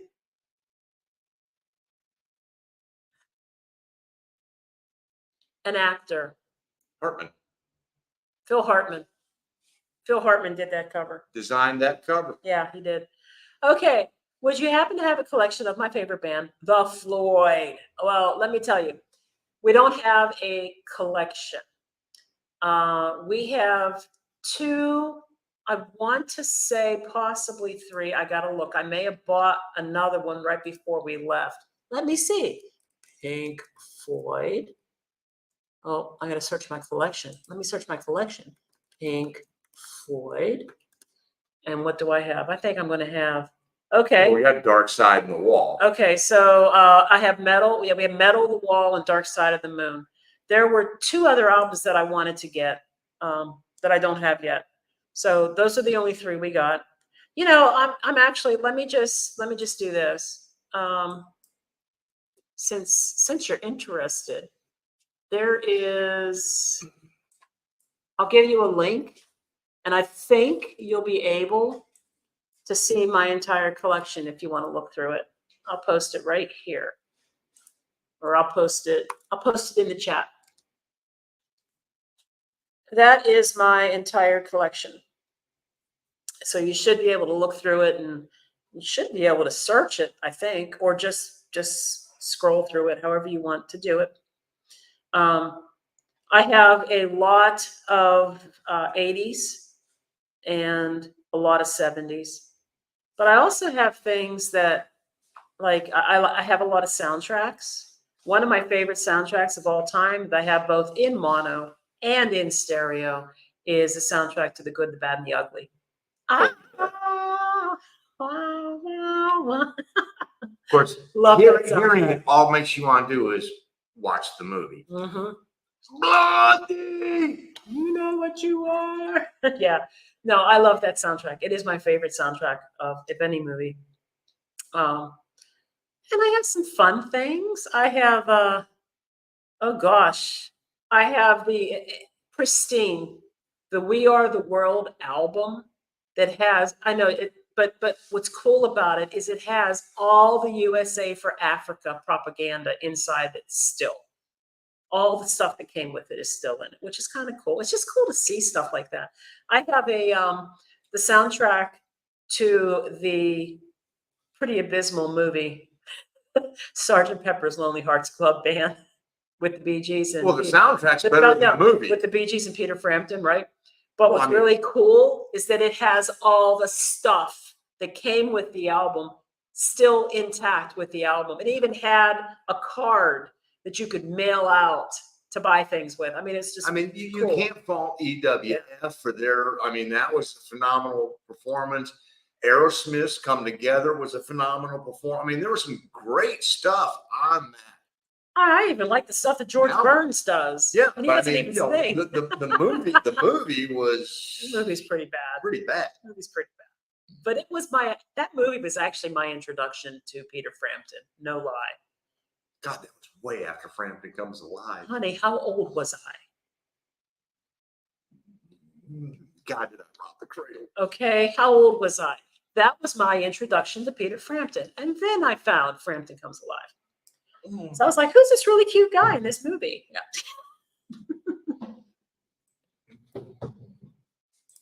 How are you planning on getting all your stuff to Mexico when you pick a spot? Well, we haven't totally figured that out yet. Some of us have. I haven't put that much thought into it yet because we're not there yet. Some of us have. Okay, how are we doing it? Tell me. The process that I'm figuring is probably going to occur is going to be we have to drive back to Mexico to sell our car, or back to the US to sell our car at the end of 4 years. And we're probably end up figuring out, you know, we'll definitely know where we're going and everything else. And we will probably have an address because the game plan is sort of we're going to rent for a year in this particular, whatever the city is, we're going to probably rent for a year while we're looking for the house to buy, build, whatever.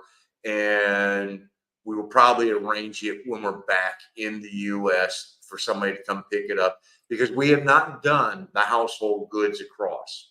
No, we haven't. So we will probably pay to have somebody ship all of that while we're up there. I don't know yet if it's going to be a shipping container situation. I mean, it's not even a full truckload. No, really. it's a 5 by 15 room. But it's packed. Yeah. And you know what? And if they're going to count the value of the record collection, I'm not going to give them the highest value that Discogs gives it. I'm going to give them the lowest value. And the hardest part is going to be, that's going to be it. Because we may actually have to go in and pull the records. I'm not sure how that's going to work because they cannot be traveling in a unair conditioned or unclimate controlled. Yeah. We can't spend 2-3 days of them driving through the heat of summer anywhere. Now, if they were to leave Kansas City, I don't know, some November morning when it's like 3 below zero and snowing, they'll be fine all the way into Mexico because it was cold when we left KC. Yes, it was.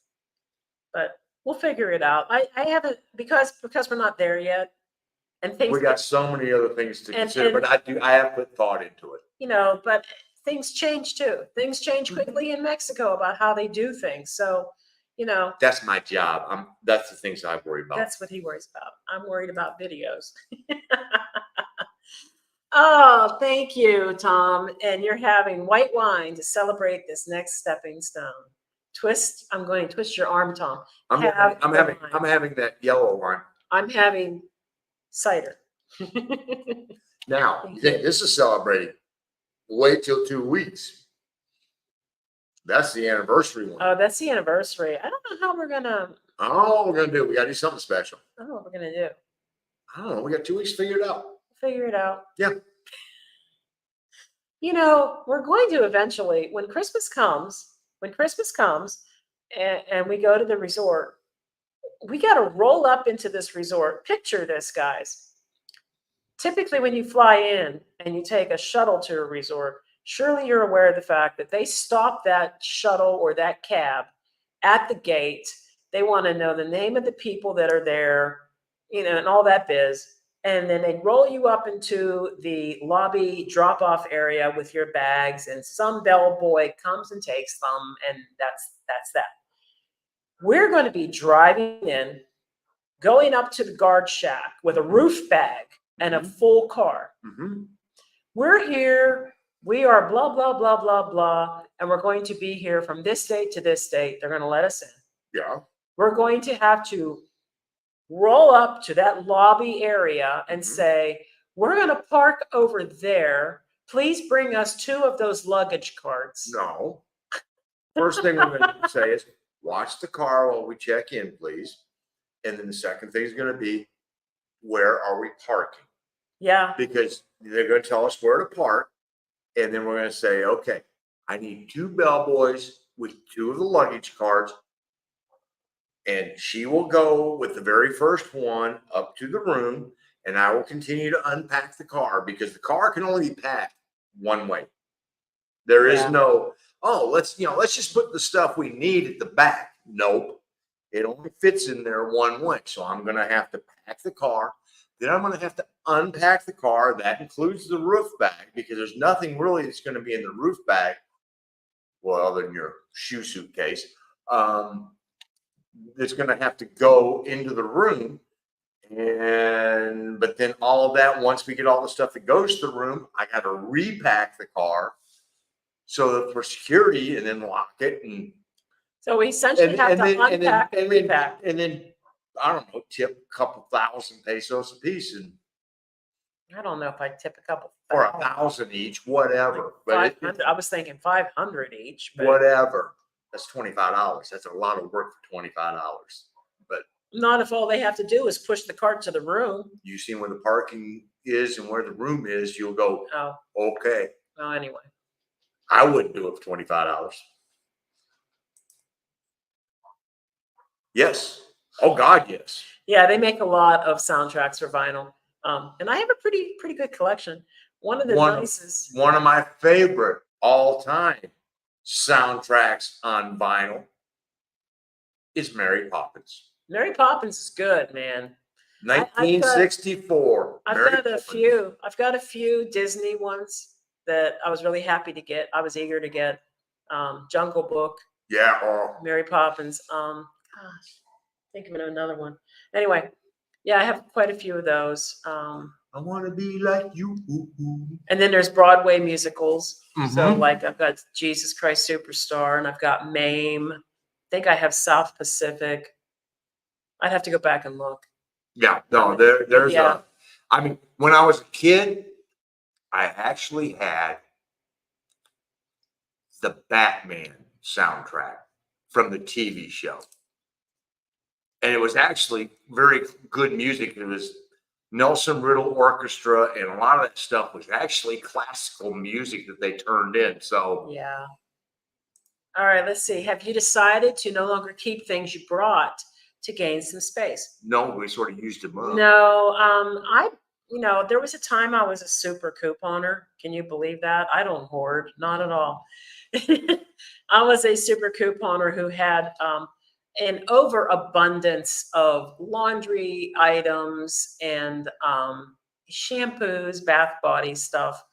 And I gave away or sold, I want to say 75% of it. And I brought 2 baskets, wicker baskets worth of the stuff with us. And in the year, I have gone through some of the shampoo and the body wash, and it's slowly shrinking in size. That stuff has been replaced, like body wash. Okay, for him. Yeah, once not me. Well, I know, but what I'm saying though is that once you reach the last one, well, you still need a body wash. Yeah, but I'm not at the last one yet. That's the whole point. And then there are, I know, and then there's some things like my deodorant. When one of us goes back to the States, they have apps down here, but they don't have the particular scent that I like in my deodorant. Because he's so bougie with his deodorant. And there's a few things that I go, I want this and I want this, and that's one of them. Yeah. And so I mean, she bought a 3-pack, and I'm good. So I've tossed a pair of shoes already. They were getting to the end of their life. Both of us have done that. We've done that. I tossed a T-shirt, and there really wasn't anything wrong with the T-shirt except that it was a custom-made shirt, and where they had screened the shirt in all the areas that should have been blank, as I washed it a couple times, that area became scorched. Yep. And you could actually see what should have been blank had a a yellowish brownish tint to it. I'm like, I'm never going to wear this. Why am I carrying this around? Garbage. It does suddenly put you in the mindset of going, okay, if I want to add something, something's got to go. Yeah, it's true. You know, I mean, it's, I mean, I'm on a very limited number. I mean, I think I've got 5 Hawaiian shirts, 5 golf shirts, 3 dress shirts, 5 Cubaveras, and t-shirts. And if I was going to go, I'm going to get a Progreso t-shirt. I got to go up there and something's got to get pitched. Yeah, he said that to me on the Malicone the other day. He's like, well, wonder they got the t-shirts right over here. I'm like, why am I going to buy a t-shirt? Where am I going to wear it? Because you had mentioned that, oh, wouldn't that be cute? It is cute, but I can like something and not have to buy it. Was just pointing that out. I know. So I'm trying to be really good about that and not add anything to. Now, have I gone and bought a few things that I basically left at home and didn't bring with me? And yeah, I bought some nail polish. I left all my nail polish and stuff gone, threw it away before we moved. But it was also older polish. And then we were down here, and I'm like, I'm going to go buy some nail polish. Then you threw the first one away, I think, or second one. One of them, the yacht was absolute crap. No, it's not crap. I still have it. The one that wouldn't stay on. I still have it. Oh, okay. Yeah. I mean, we really have gotten very, I'm not going to say frugal. I'm going to say conscious. Good night, Cindy. What we purchase, you know, as far as things like that. If it's going to go into it might have to go into the car. Yeah. It's like, really, there's only so much space. There's only so much space. There really is. I mean, now I'm carrying around a bag of dirt. I'm not even kidding. I'm not. Not after this. No. It ain't making it past here. It ain't going to the resort. No. I have a bag of dirt, guys. Why am I carrying a bag of dirt? Well, I had Cherokee purple heirloom tomato seeds that I had brought with me. I may have broken some international laws when I did that. Possibly. But I really like Cherokee purple tomatoes. And I thought, hey, you know, I grew these tomatoes and you can collect the seeds because they're heirloom and you can use those seeds to grow new tomatoes. So the seeds are almost 2 years old now. And I'm like, you know, they start losing their viability after a while. I'm going to grow a couple of these plants. I just want to get a tomato. I'm not going to, these plants, these heirloom tomatoes, the vine could get like 9 feet tall. I mean, we're not going to take it anywhere. So I was like, okay, I started them in Merida and I'm like, okay, I'll finish them up in Progreso. I just need a tomato. They never made it here. And the reason they didn't make it here is because although I got them sprouted and I got them transplanted and they got to be about 6 inches tall, they stopped growing. They never got any taller. So they were never going to deliver fruit. They were never going to deliver fruit here. So I was like, okay, I have to give this up. This isn't going to happen. So the message in all this is, Annie Vet, if you have any success with these heirloom tomatoes that you had the seeds for, if you get one of the tomatoes, you may repay that back by harvesting the seeds. Please harvest the seeds, Annie. Please. So I can have fresh seeds. So we don't have to keep going through this. I thought most of your vinyl was rock. That's cool. You have a very eclectic collection. If people ever saw my collection, they would be like, huh? Everything. Yes, I am very, very eclectic, Tom. No shit. I listen to stuff that he can't stand. I like everything. I like jazz. I like some country. I like some rap. I like world music. So I will listen. Yeah, he's not into that. I even have comedy albums. And yeah, I mean, I am all over the place, and I always have been. So. Yeah. And she can listen to the same one over and over. Oh, and over, okay. I gotta share this. Over. I gotta share this. I'm so excited. Okay, so I ordered the DJ 12-inch mix of Prince's Erotic City. I was so beside myself when it arrived that I put it on that day after I cleaned it, of course, because I am meticulous about the cleanliness of my vinyl and the clean grooves, right? So I put it on that day and I played that thing over and over and over again. And I'm just up there, we can funk until the dawn. And he's fine. He comes up the stairs and he's like, No, no, no, no, no, no, what, no, what? no, no, no, no, no, Ah. no, no, no, no, no. I come home from work and she's playing. Yeah. All day. I played it all day. And finally, I went up there and I said, this is 6 times we have heard this. And I mean, where I'm sitting is right below. And I'm like, that's it.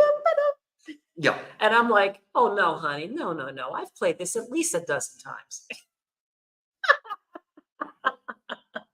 I had to take it off. He couldn't take it anymore. No. Erotic's a day. I was doing good. Yes, I know. My tomatoes. I love Cherokee tomatoes. I wanted to have a Cherokee tomato. Yeah. Oh, well. What is your process of finding a safe and good location when you Airbnb? Well, the honest answer is we know nothing about whether the neighborhood that we're in is a good one or not. So we really have to go by previous reviews when at all possible. The place where we are right now has no reviews. It was a little bit of a risk, a little bit. Well, every one of them is somewhat of a risk because it's a city, A, we have not been to. Right. B, we are not familiar with. I look for the positive reviews. Yeah. Well, and in reading the secret is in reading the reviews, because you will have people make statements like, we were able to walk from, the house, condo, whatever, the property, to the restaurants, bars, grocery stores, things like that. Okay, good thing. I mean, you read into that and go, okay, first of all, they survived it all because they were able to write the review. Second of all, if anything had gone bad, they would have written about it. And so you look for the reviews that talk, people say proximity to this and do this, and they were able to do that. Other than that, sometimes it is the amount of reviews. I mean, we won't take anything that is probably less than 4.5 is about what we try to stay at. We try to stay at about 4.5 or better. Yeah. And so if somebody has got 80 to 100 reviews and they're at 4.5, okay, that's a lot of satisfied people that have had good experiences in this, and that tends to give us a good sense of security in booking it. Like Gina said here, there were no reviews. There's been a couple we've done where, there was only a handful. San Luis Potosí, that was sort of a roll of dice. I think there was only 3 or 4 reviews on that particular property. So another thing is we actually look at the map, and she will pull it up and do a walk around where like basically a Google walk. She does the Google walk, and we take a walk around the neighborhood and look at it and go, okay, and it's a process that we use. I mean, normally I start out the process by, let's just pick a city, pick Oaxaca. And so, she's working, doing whatever, and I'm going through Oaxaca, and I've got the filters in, it's got to have off-street parking, has to have high-speed Wi-Fi. And those are the 2 things that we normally have to have that we can filter by. The third thing that we have to have is a minimum of a queen-size bed, but Airbnb does not have a filter for that. So I put the filters in that what we're looking for.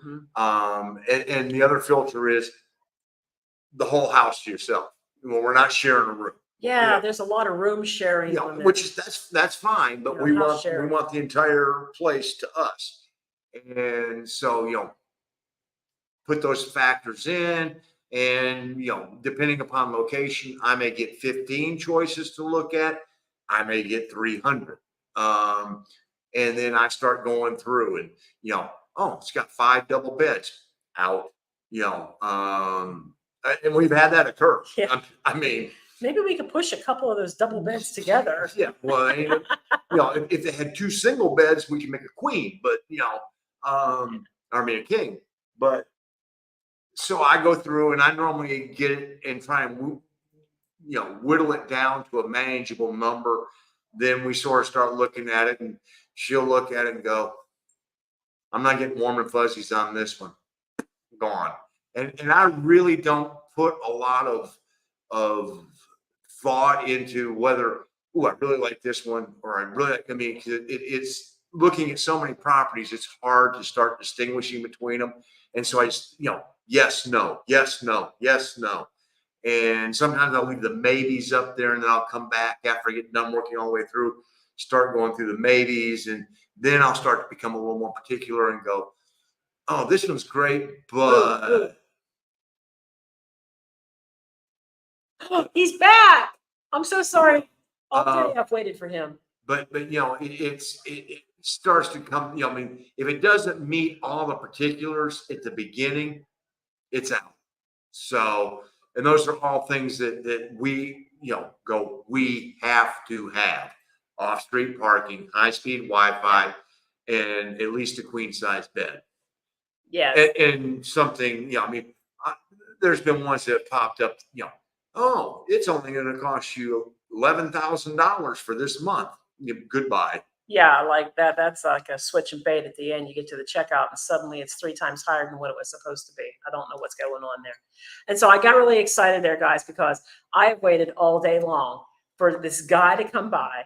I finally figured out what it is he's selling. He's a baker. He's selling pan.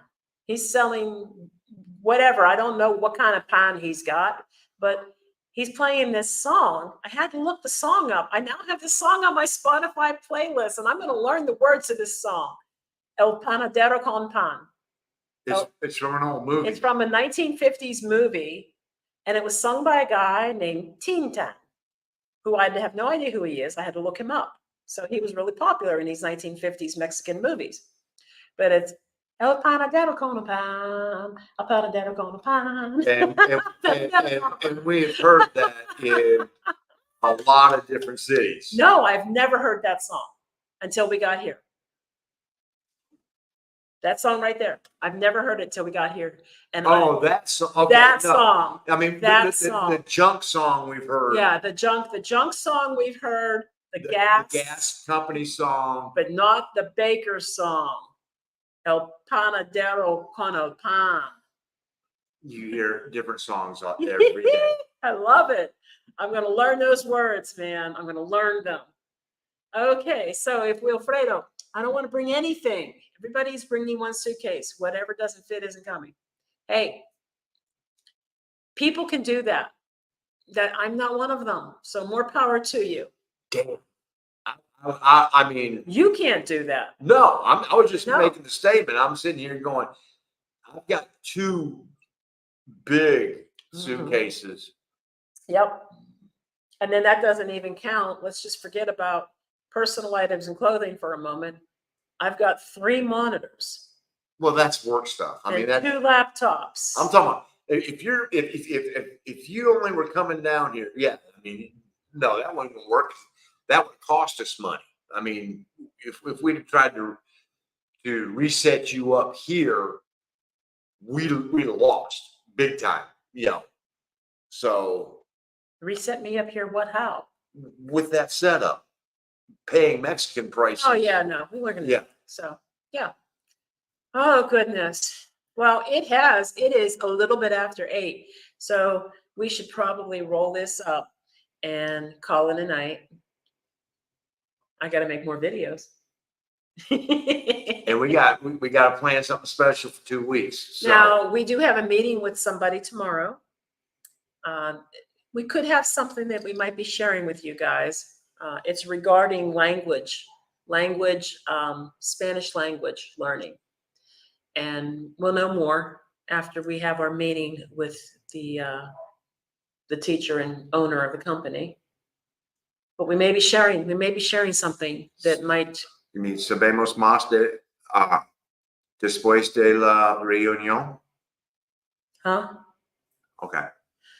We'll know more after the meeting. We'll know more after the meeting tomorrow, but that's kind of exciting. And then, yeah, and I'm going to be working on some more shorts. Thank you, Ron. Thank you. Thank you. Thank you so much for being so kind tonight. We appreciate it so much. And thank everybody for dealing with and bearing with whatever demons gremlin decided to play tonight. Demons. And notice we have the robot voice when I plug that Yeti back in again. I need to figure out what's going on with that. So, yeah, unless we're going to be working with the Brio mic. All right, guys, thank you so much. It's so nice to be able to come on here and just chat it up with you and answer your questions and just spend time with you guys. We do enjoy doing that.